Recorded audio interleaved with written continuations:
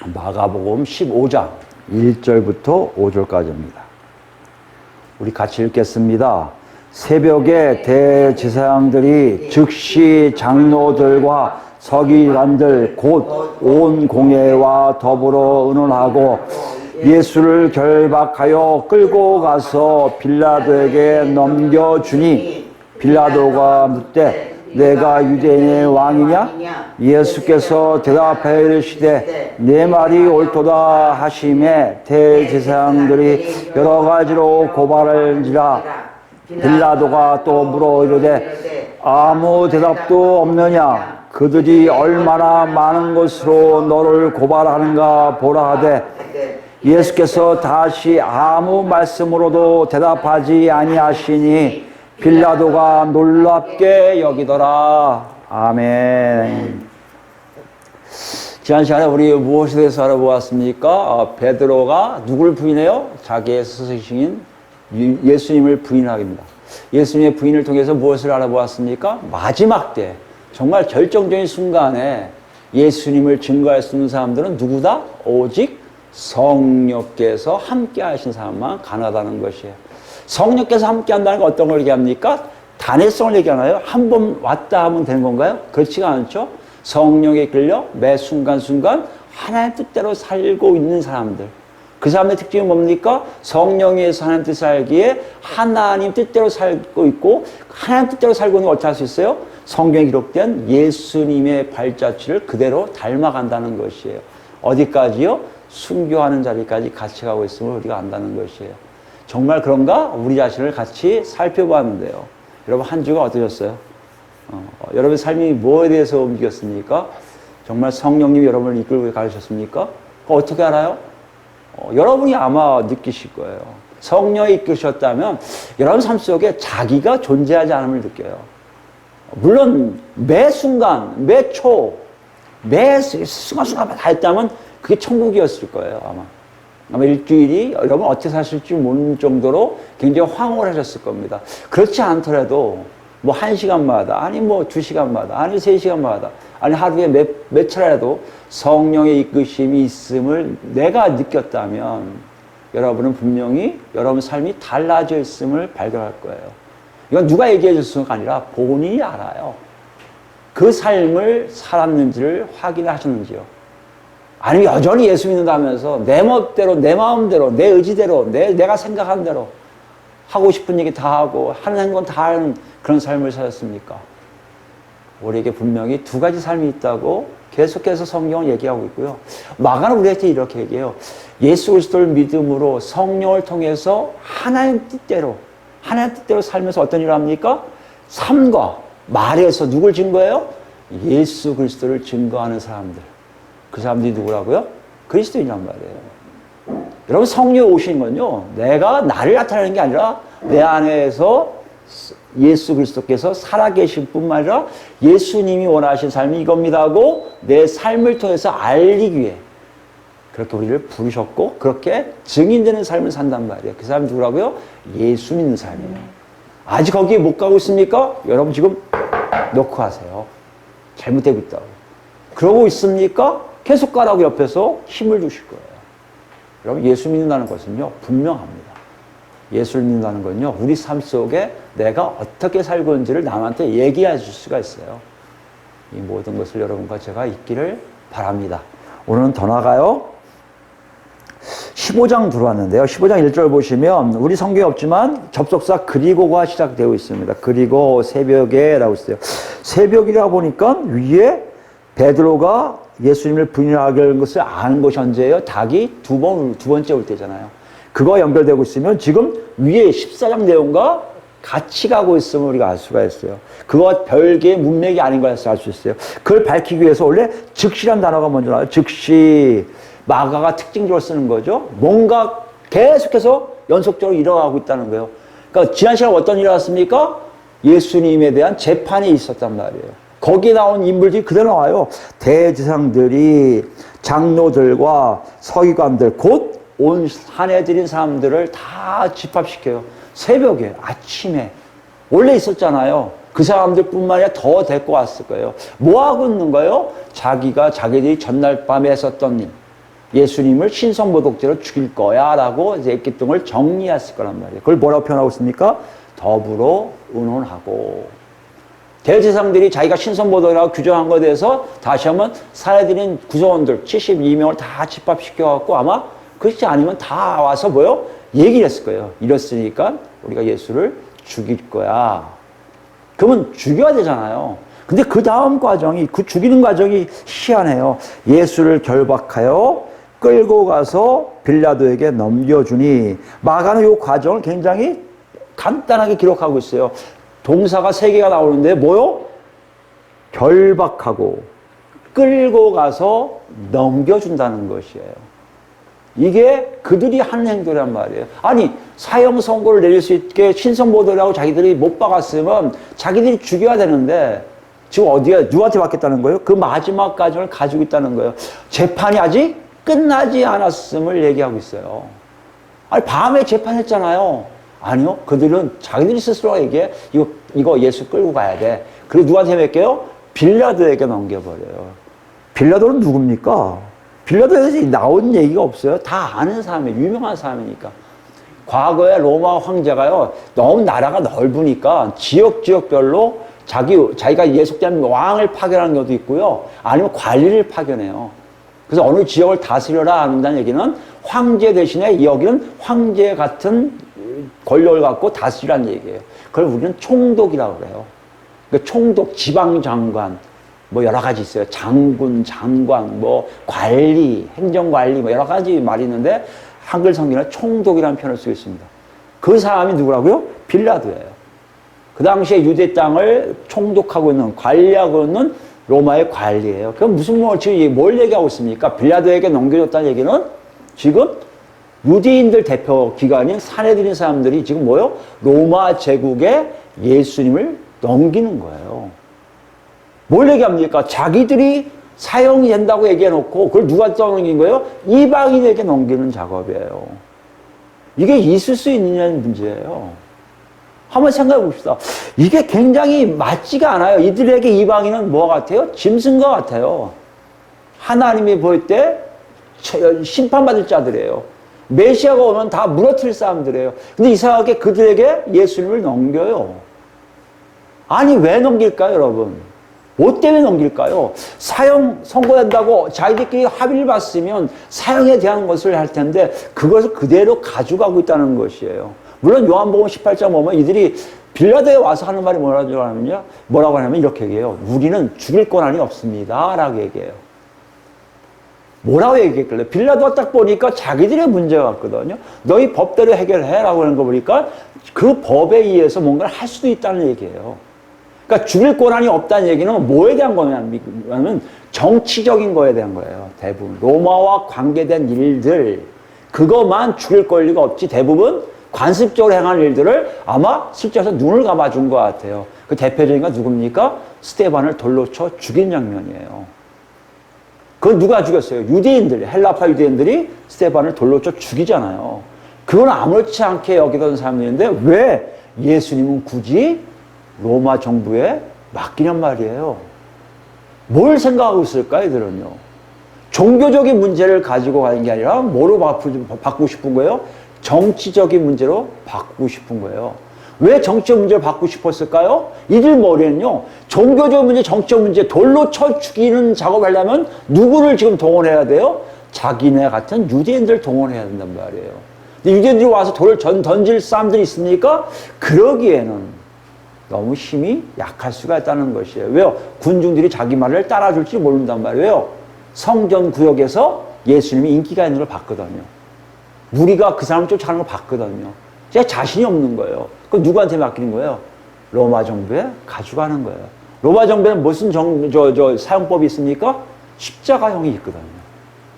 로마에는요, 자기 나라 국민들, 시민들 외에는 아주 잔인하게 죽여요, 일부.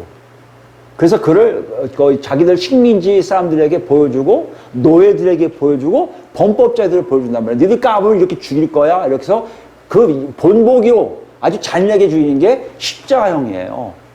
그건 참혹할 정도가 아니라 인격을 모독해요. 수치스러운 거예요. 깍대를 다 벗기고 피가 나는 정도로 다 흘려서 매달려 죽는 거거든요. 그러니까 이걸 이 상태로 제사장들이 하기로 했던 거예요. 산에 사람들이요. 가만히 생각해 보면 이들 머리에는 그것만 생각했던 거예요. 그 다음 주에 우리 보겠지만 무리들을 막 선동해서 뭐 하라 그래요? 십자가에 매달라라 이런 식으로 외치게 만드는 작업이 나와요. 지금 대제사장들과 함께 산해드린 구성원들은 지금 예수님을 십자가에 죽이기를 원하는 거예요. 요한복음에 뭐라고 했습니까? 어떻게 죽으실 것을 예견한다고 쓰고 있어요. 요한 사도는 아예 그 친절하게 표현하고 있거든요. 지금 그 대목으로 가져가고 있는 거예요. 왜 그럴까요? 자기들이 만약에 예수를 죽였으면 자기들한테 원망이 올 수 있어요. 비난이 막 떨어질 수 있단 말이에요.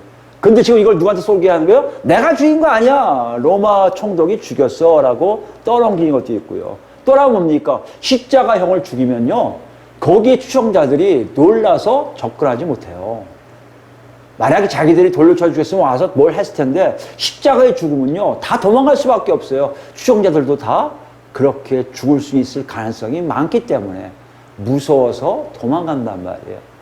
이런 것들이 대제사장들과 산해드린 사람들 머릿속에 들어가 있어요. 지금 뭘 얘기하는 거예요? 예수님을 아주 잔인하게 죽이고 싶은 거예요. 이게 가능합니까? 누군데요? 대제사장들이에요. 대제사장들은 누구예요? 산해드린들이에요. 누구예요? 이 사람들이요? 유대인들을 대표한 사람들이에요. 유대인을 대표한 사람들이 예수가 그리스도라고 하지 않았어도 아니 했다고도요. 설령 죽일 죄를 지은 사람들이라도 같은 동포 아니에요. 자기들이 뭘 돌로 쳐 죽일 수 있으셔도 어떻게 이방인에게 죽게 합니까? 이건 있을 수 없는 일이에요. 아니 이거 보면 3절 보면요. 어떻게 될까봐 대제사장들이 여러 가지로 고발해요. 막 어떻게 될까봐 빌라도가 딱 태도가 약간 좀 전에 말씀드리지만 약간 이상하게 질문하거든요. 그러니까 빌라도 마음을 안 거예요. 빌라도가 예수를 풀어줄 마음이 있네? 이 생각이 드니까 여러 가지로 돼 있잖아요. 여러 가지는 원래 더 강하게 얘기하는 거예요. 이 사람 죽이지 않으면 큰일 나요. 당신 가이사의 죽이시 아니요. 막 요한복음 나오면 그게 나오거든요. 그러니까 뭔가에 의해서 강하게 어필하는 거예요. 아니 같은 동포를 같은 유대인을 무슨 원수를 졌다고요.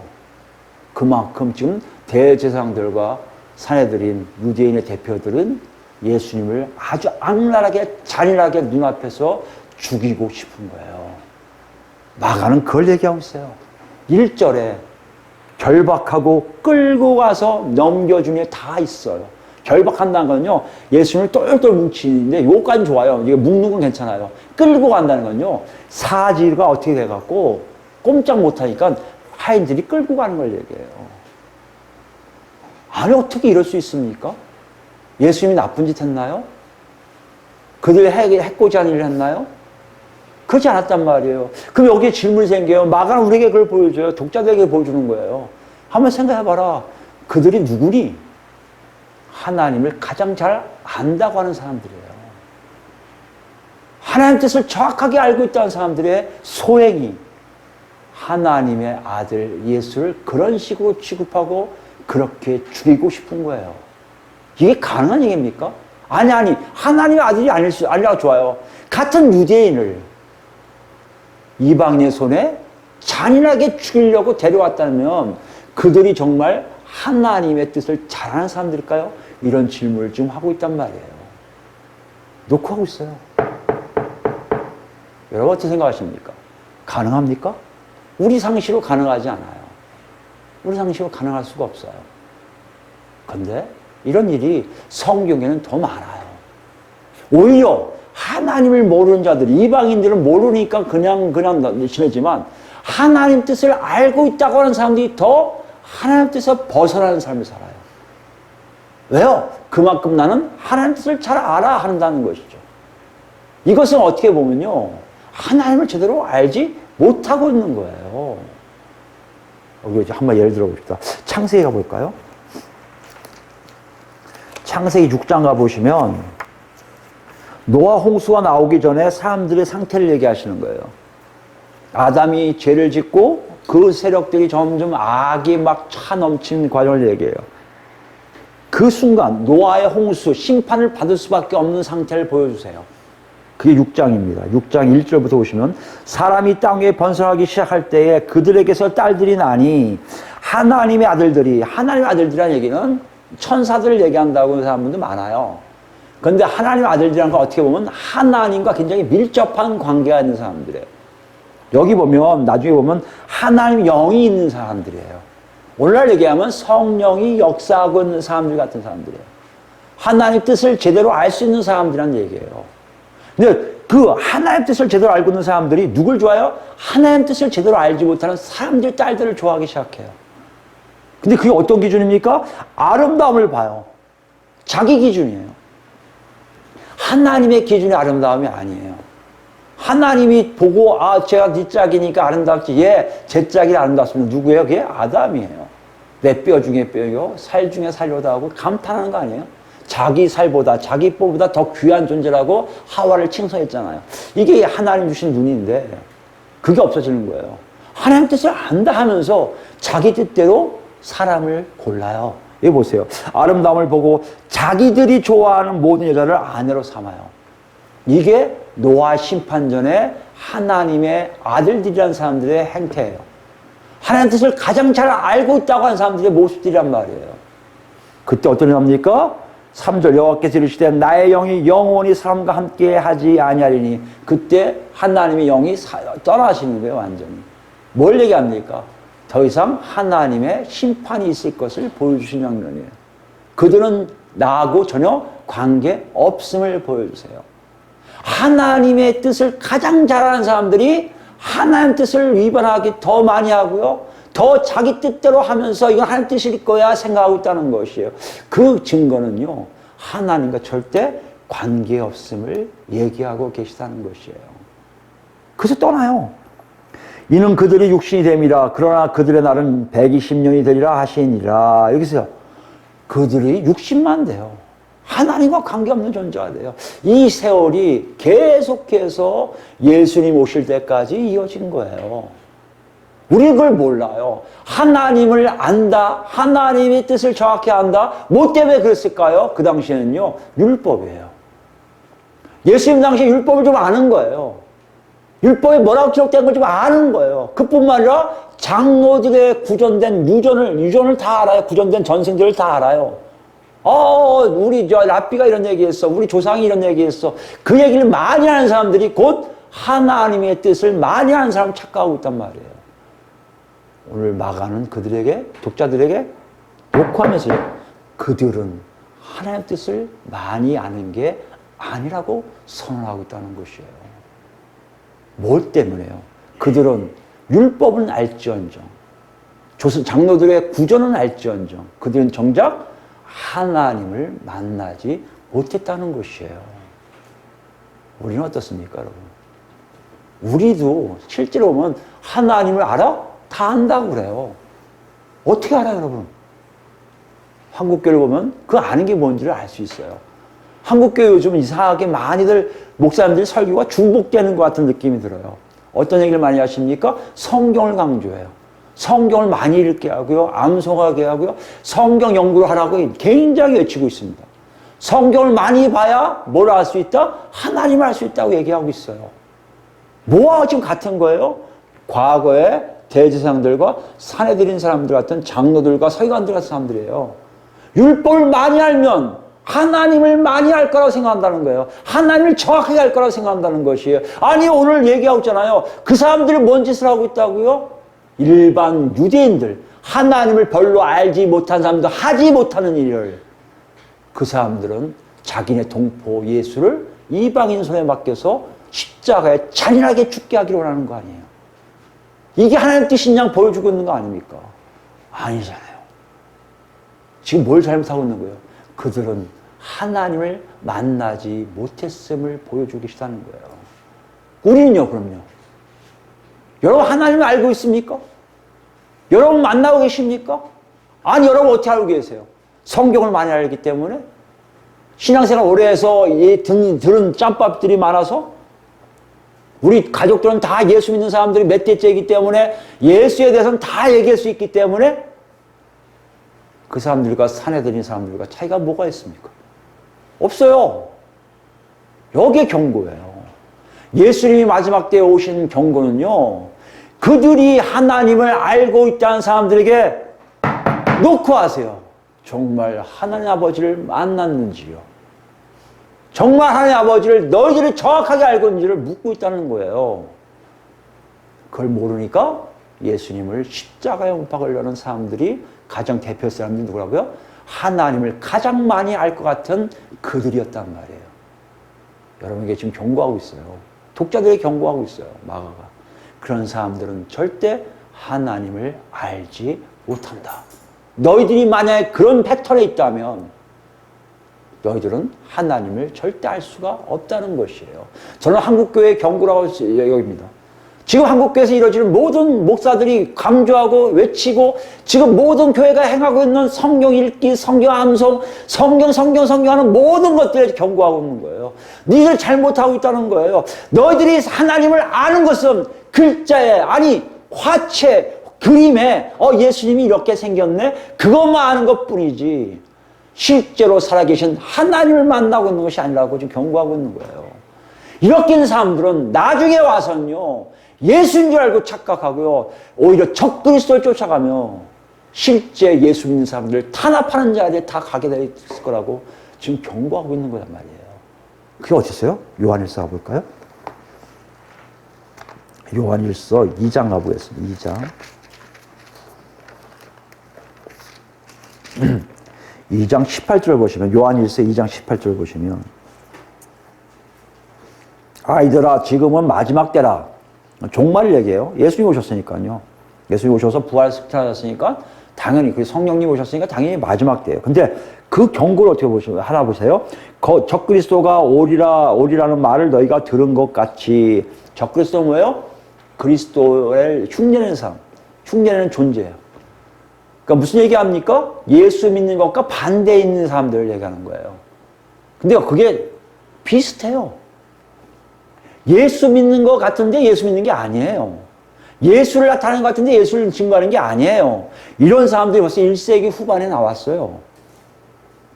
이미 교회를 해집고 다녀요. 그게 뭐라고요? 종말이에요. 마지막 때란 말이에요. 지금도 많은 적그리스도가 일어났으니 그러므로 우리가 마지막 때인 줄 알아라. 그들이 우리에게서 나갔으나 우리에게 속하지 아니하였나니 만일 우리에게 속하였더라면 우리와 함께 거했으리와 그들이 나간 것은 다 우리에게 속하지 아니함을 나타내랍니다. 속함에 대한 얘기예요. 속함은 뭡니까? 예수 그리스도와 한 편이냐 아니냐의 싸움이에요. 많은 적그리스도가요, 교회 내에 있다가 나가고 있어요. 아니, 한 그룹을 형성할 수 있어요. 한 집단일 수 있어요. 여러분 눈에 보이는 누가 정말 예수 믿는 것 같은데요, 실제로 하나님 믿는 적그리스도일 있을 가능성이 많아요. 여러분 그게 보여요? 안 보이잖아요. 근데 여러분 어떻게 하나님을 안다고 하세요? 이때 많다면 지금 없을까요? 다 도망갔을까요? 적그리스도가 아니죠. 우리 주변에 더 많이 있다는 것이에요.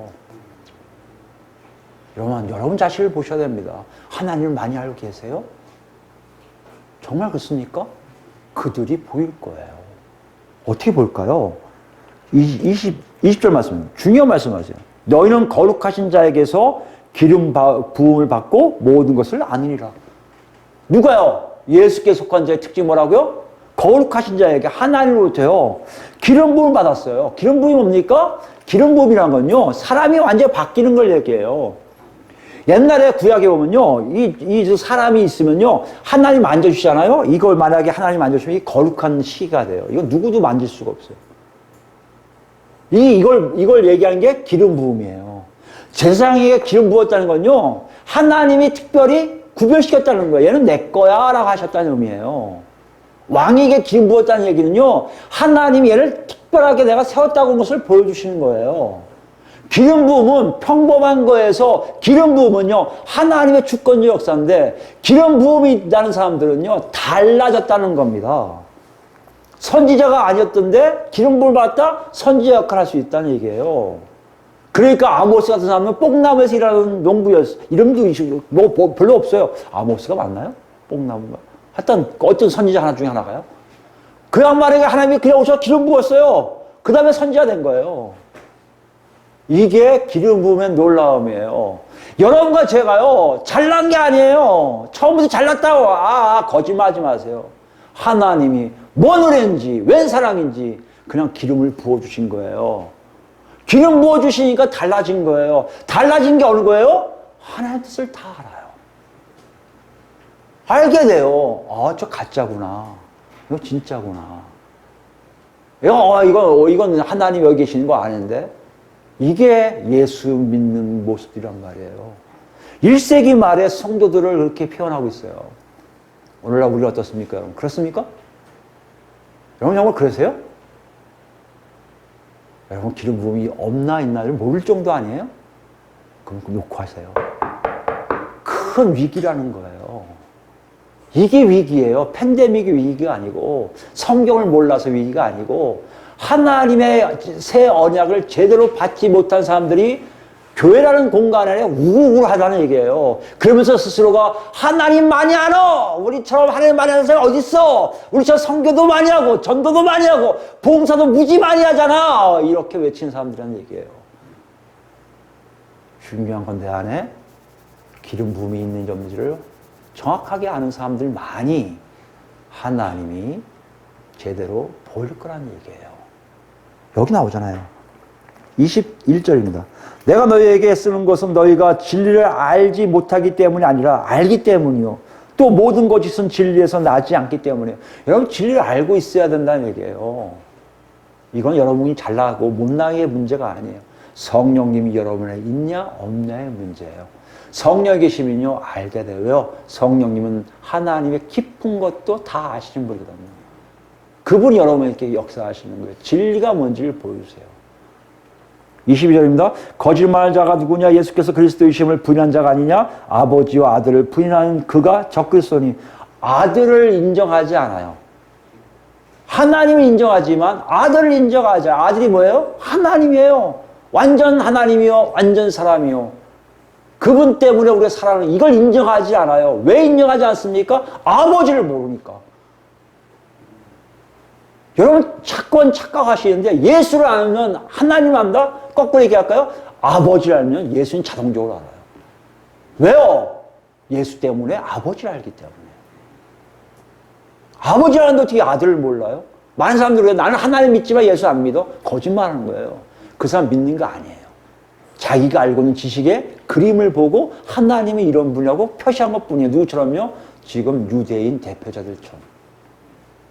율법을 딸딸딸 외우고 성경을 딸딸딸 외워서 나는 많은 거야. 신학자들이 책들 많이 읽어서 나는 하나님에 대해서 잘 알아 하지만 실제적으로 아들을 인정하지 않으면 그 사람들은 하나님을 만난 사람이 아니란 거예요.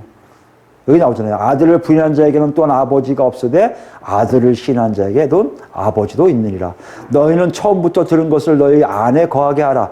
처음부터 들은 것이 너희 안에 거하면 너희가 아들과 아버지 안에 거하리라. 뭐요? 복음을 예수가 그리스도시요 살아계신 하나님의 아들이십니다를 싹 내가 지식을 받는 게 아니라 체험적으로 성령에 의해서 받는 사람들은요 다 알아요. 왜요?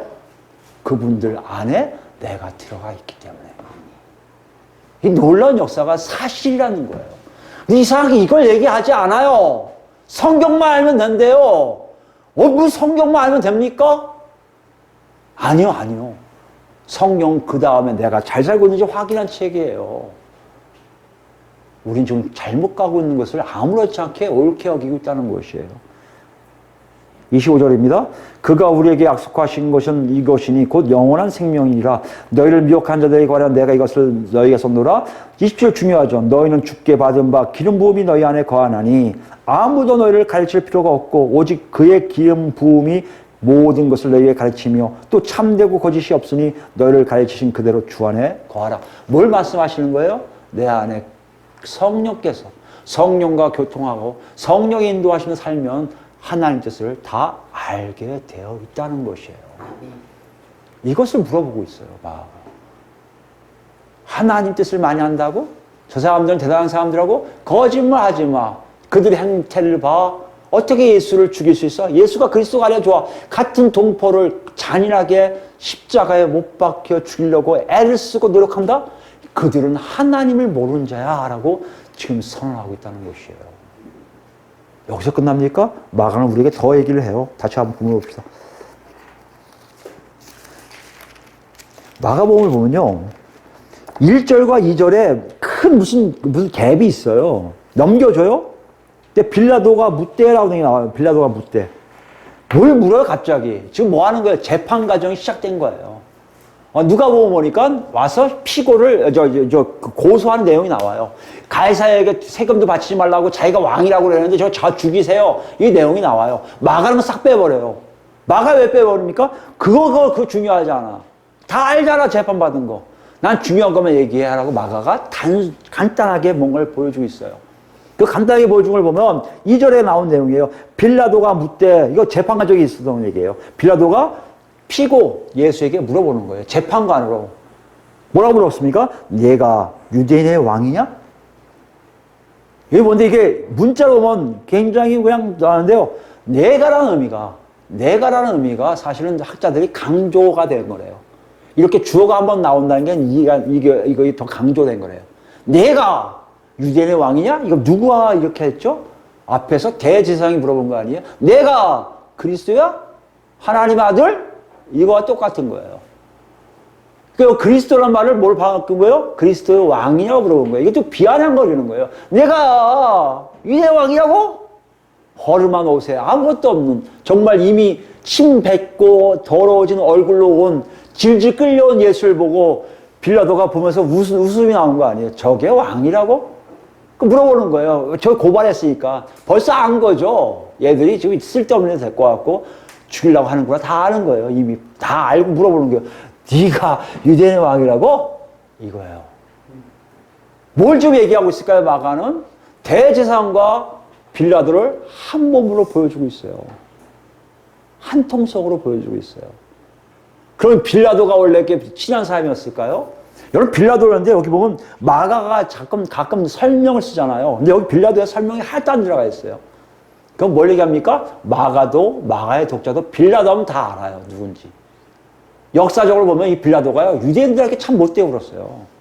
여기 보면 참 착한 사람처럼 보이잖아요. 아니요. 되게 악랄한 사람이에요.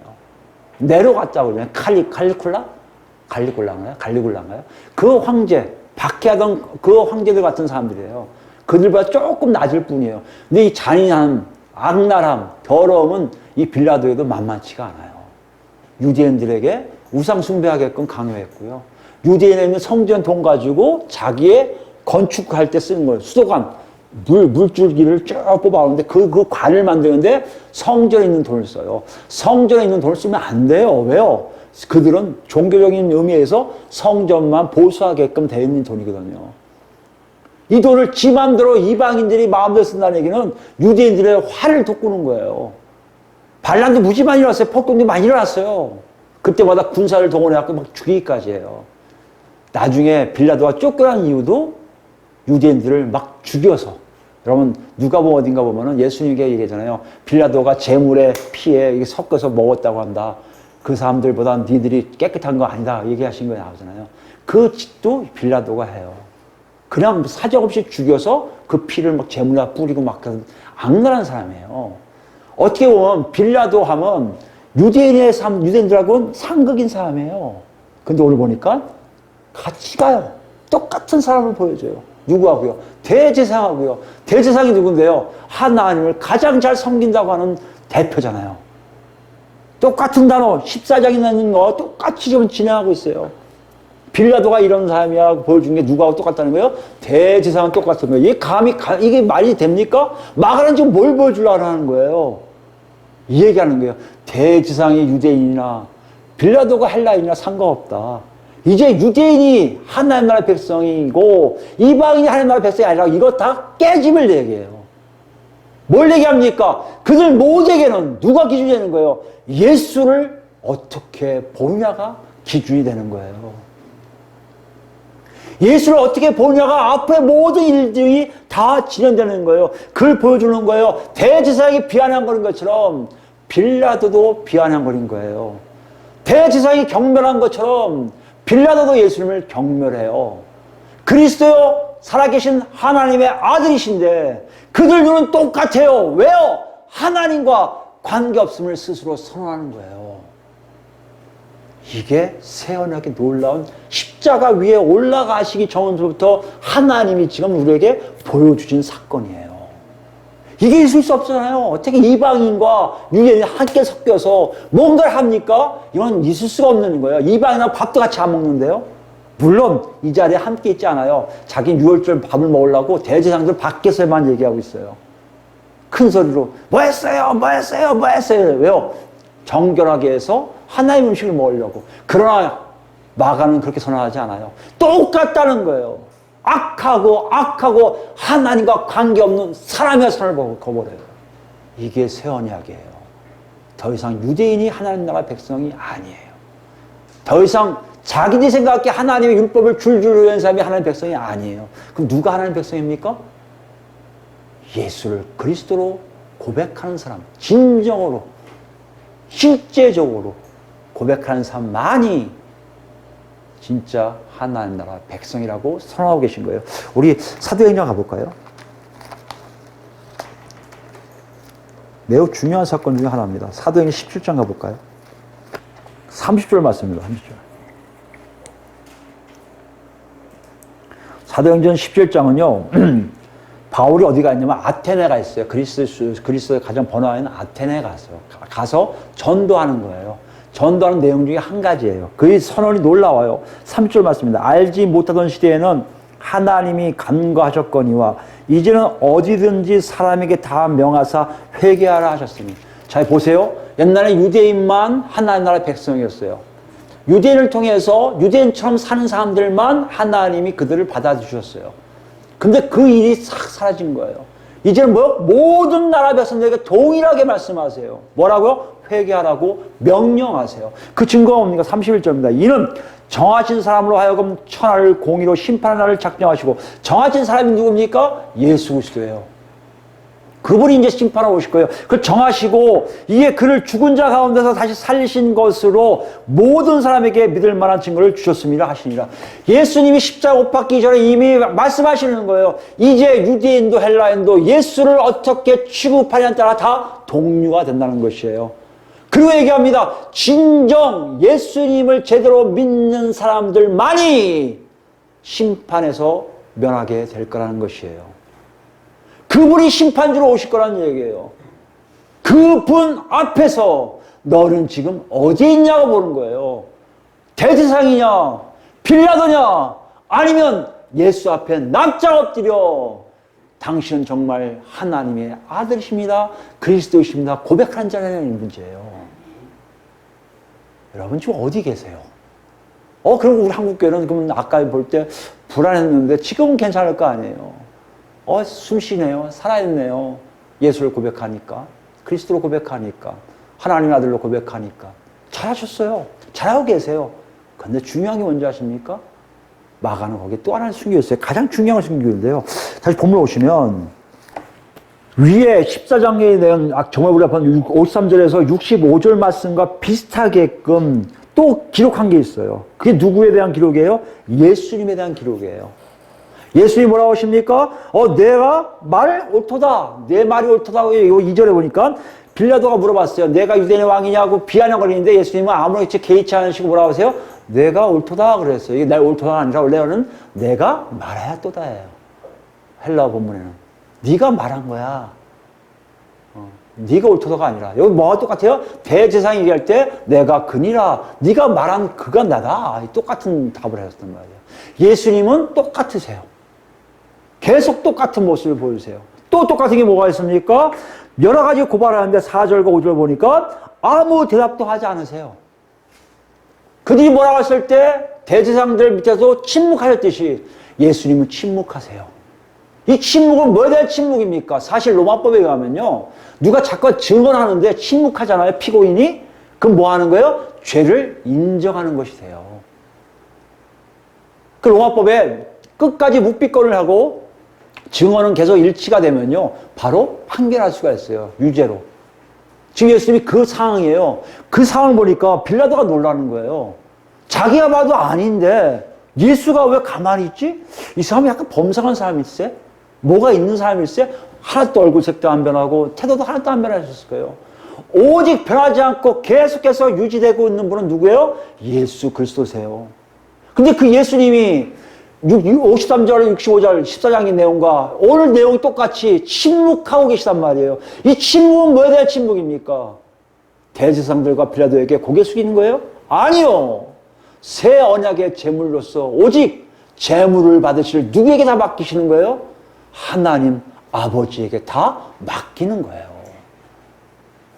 여기에 우리의 예수님의 침묵이 있는 거예요. 예수를 믿으셨습니까? 그러면 예수의 침묵이 우리에게 올 거예요. 내 뜻대로 하는 거 아니고 나를 오로지 아버지가 받아주게끔 아버지 뜻대로 다 맡기는 삶이 우리에게 있을 거란 말이에요. 그게 예수님의 침묵이에요. 예수님이 아무렇지 않게 대답 않고 계세요. 가만히 계세요. 보고 있을 거예요. 거기도 안 쉬셨을 거예요. 니들 얘기하는데 다 괜찮아. 나는 지금 하나님이 나에게 하신 대로 내가 다 받을 거야. 이거 어디와 똑같아요, 지금요? 겟세마네 기도에서 이미 하나님께 기도하고 모든 것을 다 수긍한 후에, 다 항복한 후에, 그다음부터 계속해서 아버지께만 모든 걸 다 맡기는 예수님의 모습을 그대로 그리고 있다는 것이에요. 여러분, 이걸 질문해요. 너희는 지금 그러고 있냐고요? 이거 뭘 얘기합니까? 말이 없는 거예요. 한국교회 보세요. 말이 너무 많아요. 한국교회는 주저하는 게 너무 많아요. 할 얘기들이 많은가 봐요. 세상을 향해서, 사람들을 향해서 뭔가 자기 얘기를 막 합니다. 뭐 하면 막 잔소리하고 이거 잘못된 거야. 뭐 하면 이것도 잘못된 거야. 저 사람 세워서 나라 망하겠네. 저 사람 세워서 나라 흥하겠네. 이런 간섭하기 바쁜 게 한국교회 아닙니까? 예수님의 침묵은 없어요. 그 예수님 침묵은 뭡니까? 오직 하나님 뜻을 알아. 하나님 뜻대로 한 걸음 한 걸음 묵묵히 가는 하나님의 일꾼들, 하나님의 백성들 얘기해요. 이 침묵의 놀라움이 여러분과 저에게는 지금 놓고 하세요. 그게 예수 믿는 거예요. 예수 믿었다면 예수님이 하신 것처럼 예수님이 따라가는 모습이 내 안에서 나오기 시작하는 거예요. 누구에게 맡기기 때문에요? 우리의 유일하신 하나님 아버지께 다 모든 것을 맡기기 때문이라는 것이에요. 우리 요한계시록 가볼까요? 요한계시록 6장 가보면 이게 참 이게 의외의 말씀이 나와요. 여러분 잘 아시는 일곱 개를 봉인에 풀어갖고 인정을 풀어갖고 떼서 하나 둘 빼고 나오죠. 일곱 개 인을 떼는 거예요. 떼고 나는데 다섯 번째 인을 뗄 때 얘기해요. 참 독특하면 딴 거는 뭐 사람들이 많이 죽을 거야, 뭐 기근도 일어날 거야 막 이랬었는데 갑자기 딴 얘기가 나와요. 다섯째 인을 떼실 때 9절입니다. 6장 9절 요한계시록. 내가 보니 하나님의 말씀과 그들이 가진 증거로 말미암아 죽임을 당한 영혼들. 하나님의 말씀과 그들이 가진 증거로 말미암아 죽임을 당한 영혼들. 그들이 가진 증거로 가진 죽음 당한 게 뭐예요? 지난 시간에 얘기했던 증인이에요, 증인. 자기가 가진 증거를 했더니 죽여요, 누가? 그 죽은 사람들이에요. 누구 때문에 죽었을까요? 예수 그리스도의 증인이란 말이에요. 예수님이 죽으셨던 것처럼. 누굴 위해서요? 하나님 아버지를 위해서. 아무 말도 없이 그냥 그 하번 네가 말 잘했네. 내가 마지막 때 왕이야. 마지막 때 그리스도야. 끝! 그 다음에 아무것도 안 하세요. 죽이려면 죽여. 니들한테 맡기는 게 아니라 아버지께 맡겨. 마찬가지로 그 예수 그리스도의 놀라움을 성령을 통해서 빼달은 사람들이 그대로 하나님의 말씀과 예수님을 증거하기 위해서 죽은 영혼들. 그 영혼들이 지금 어디 있어요? 낙원에 가 있는 거 아니에요. 그 영혼들이 제단 아래에 있어 큰 소리로 불러 이르되 거룩하고 참되신 대주제여 땅에 거하는 자들을 심판하여 우리 피를 갚아주지 아니하시기를 어느 때까지 하시려 하나이까 하니 무슨 말 순교자들이 애원하는 거예요. 빨리 오셔서 구원시켜주세요. 완성된 나라 보고 싶어요. 이걸 지금 얘기하고 있어요. 근데 하나님 뭐라고 하신지 아십니까? 각각 그들에게 흰 두루마기를 주시며 이르시되 아직 잠시 동안 쉬되 그들의 동무 종들과 형제들도 자기처럼 죽임을 당하여 그 수가 차기까지 하라 하시더라. 무슨 말이에요? 아직도 예수 때문에 죽을 사람들 숫자가 남아있다는 것이에요. 뭘 얘기합니까? 아직도 예수 그리스도의 증인으로 살아야 될 사람들이 아직도 있다는 것이. 이게 언제예요? 대단히 환난을 당할 때예요. 대단히 고난을 당할 때예요. 그때도 있다면 지금은요. 지금도 예수님 닮아가는 예수님의 침묵 속에 예수 그리스도의 삶을 살아가는 사람들이 지금도 있어야 되는 거 아니에요. 지금 이걸 얘기하는 거예요. 마가는. 예수님 침묵하시는 게 뭐라고요? 아버지께 다 맡기는 거예요. 아버지 하나님 다 하실 거야. 난 몰라. 아버지께서 하실 거야. 입을 열 필요가 없어요. 하나님이 들려주세요. 가라, 있어라. 일어나서 외쳐라. 가만히 있어라. 죽어라, 살려라. 마음대로 하실 거 아니에요. 이게 하나님이 마가에게 통해서 우리에게 알게 하시는 내용이에요. 예수님 지금 십자가에 못 박히신 그 과정까지 한 걸음 한 걸음이 다 하나님의 메시지예요. 여러분 지금 이 메시지를 어떻게 받고 계십니까? 정말 여러분 하나님 대단히 많이 하는 사람이에요? 여러분 안에 기름 부음이 있습니까? 그건 가능할 거예요. 없습니까? 만나셔야죠. 예수 만나야 돼요. 성령 부으심이 있어야 돼요. 없으면 다시 가셔야 돼요. 찾으셔야 돼요. 그거 없으면 여러분 정말 위태롭습니다. 오케이. 그래서 예수 믿었습니다. 그럼 여러분 침묵하고 계세요? 뭐요? 하나님 뜻대로 살려고 하십니까? 여러분의 고지, 아지, 뜻, 꿈, 내 바람, 그거보다 하나님이 원하신 대로 그의 나라를 먼저 구하는 삶. 이 땅에서 무엇을 먹을까 마실까 입을까 이게 걱정하는 게 아니라 먼저 그분이 이 땅에서 어떻게 하실 것이 너무 좋아서 그것만 바라보고 있는 삶. 이 삶 여러분에게 있습니까? 한국교회는 지금 보니까 너무 힘들어요. 다 달라요. 목사님들 외침이 다 달라요. 정치적 얘기도 많고요. 성경에 대한 얘기도 많고요. 행사 얘기도 많고요. 뭔가가 요란 법적해요.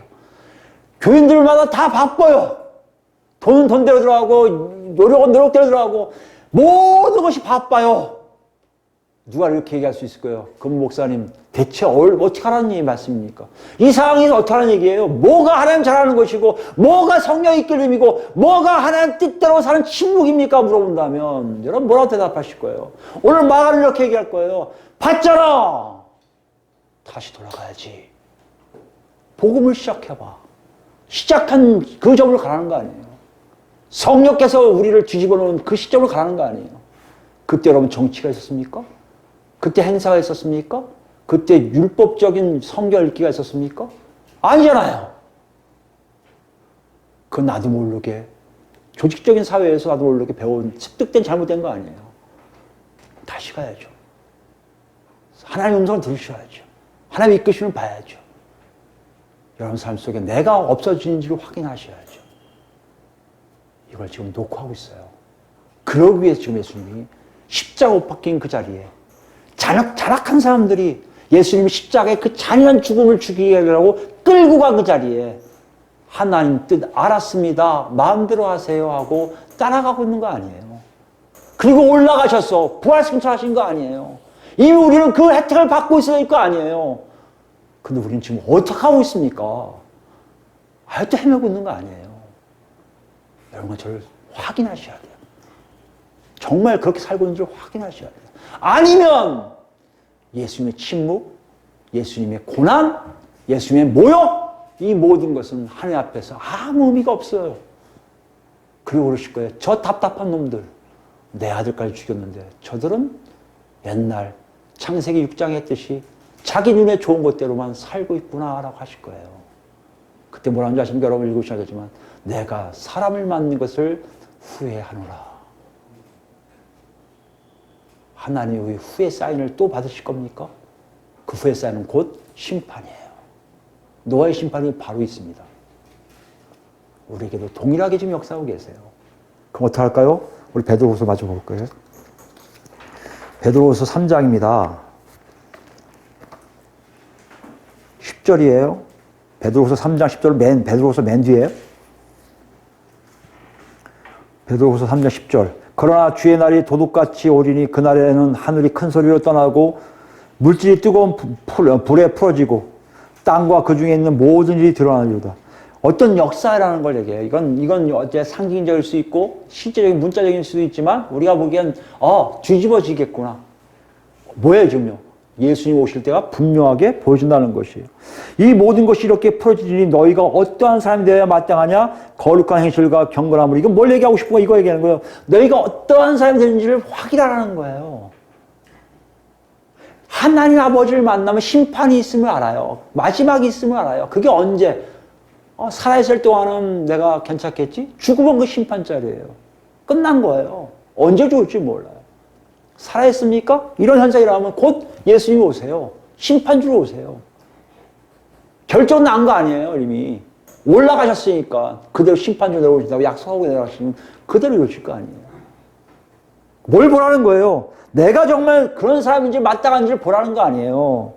거룩한 행실과 경건함으로 하나님 날이 임하기를 바라보고 간절히 사모하라. 그날에 하늘이 불에 타서 풀어지고 물질이 뜨거운 불에 녹아지려니와 우리는 그 약속한 대로 의가 있는 곳은 새 하늘과 새 땅을 바라보도다. 새 하늘과 새 땅을 우리가 바라보는 그 삶 속에 여러분 있냔 말이에요. 그게 뭐라고요? 거룩한 행실과 경건함이에요. 하나님을 아는 자란 말이에요. 하나님 뜻을 이해하는 자란 말이에요.